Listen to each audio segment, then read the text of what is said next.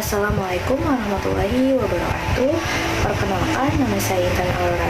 Bersama saya di sini Nur Arif Almaroho. Pertama-tama di sini saya akan menjelaskan bagian-bagian ovum. Yang pertama ada corona radiata. Corona radiata ini merupakan sel-sel granulosa yang berada melekat di luar oosit dan merupakan pelindung yang paling luar dan dindingnya juga yang paling tebal. Yang kedua ada zona pellucida. Zona pellucida ini terletak pada bagian dalam dan memiliki dinding yang tebal. Dia ini terdiri dari protein dan reseptor untuk spermatozoa. Yang ketiga ada membran vital. Membran vital ini membran yang transparan yang berada di dalam bagian ovum. Yang keempat ada sperma. Sperma ini berfungsi untuk membuahi sel telur dalam proses pembuahan. Yang kelima ada haploid. Haploid ini merupakan sel benih matang betina yang sudah siap digabungkan dengan sel benih matang sperma jantan. Yang keenam ada juga disebut sel telur. Sel telur ini biasa disebut juga dengan ovum. Ovum ini merupakan alat reproduksi wanita. Bersama sperma, sel ini sangat berperan penting dalam pembentukan proses pertumbuhan janin. Di dalam tubuh wanita, sel telur ini akan dilepaskan di ovarium atau pada masa saat ovulasi. Selanjutnya ada sel darah putih. Sel darah putih ini berfungsi sebagai melindungi tubuh dari bakteri, penyakit, dan zat asing. Ada beberapa sel darah putih. Yang pertama ada neutrofil. Neutrofil berfungsi sebagai menghalangi infeksi luka atau kuman yang berasal dari luka. Selanjutnya ada eosinofil. Eosinofil ini berfungsi sebagai melepaskan racun untuk menghancurkan patogen. Selanjutnya ada basofil. Basofil ini dia mengeluarkan antibodi untuk mencegah penggumpalan darah.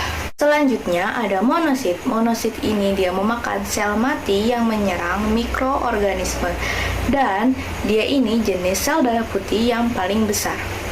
Selanjutnya ada limfosit. Limfosit ini berfungsi sebagai imunitas humoral yang berkaitan dengan antibodi. Selanjutnya sel manusia. Yang pertama ada peroksisom yang berfungsi merubah lemak menjadi karbohidrat. Selanjutnya ada ribosom bebas atau free ribosom, berfungsi menghasilkan protein yang digunakan oleh sel serta digunakan untuk metabolisme makanan.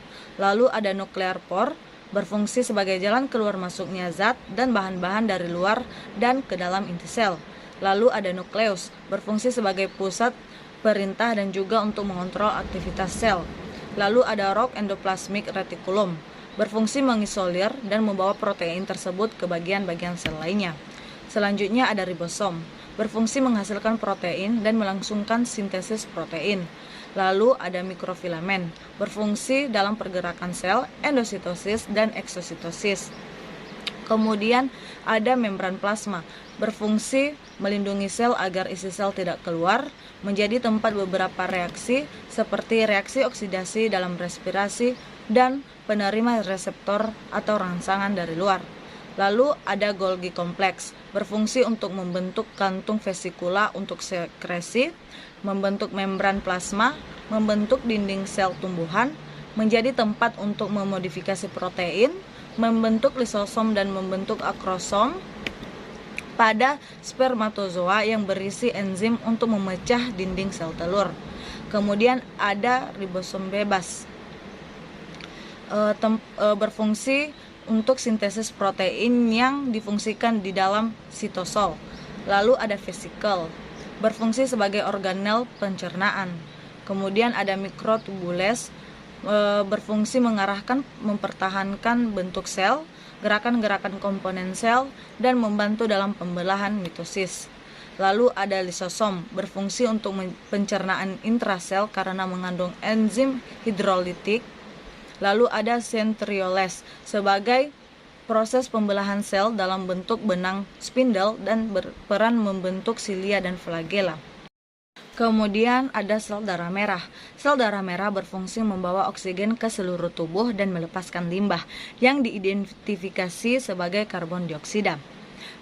Eritrosit atau sel darah merah ini membawa limbah karbon dioksida tersebut ke paru-paru untuk dihembuskan. Demikian video praktikum anatomi fisiologi dari saya Nur Arifah Maro'o dan rekan saya Intan Aura. Wassalamualaikum warahmatullahi wabarakatuh.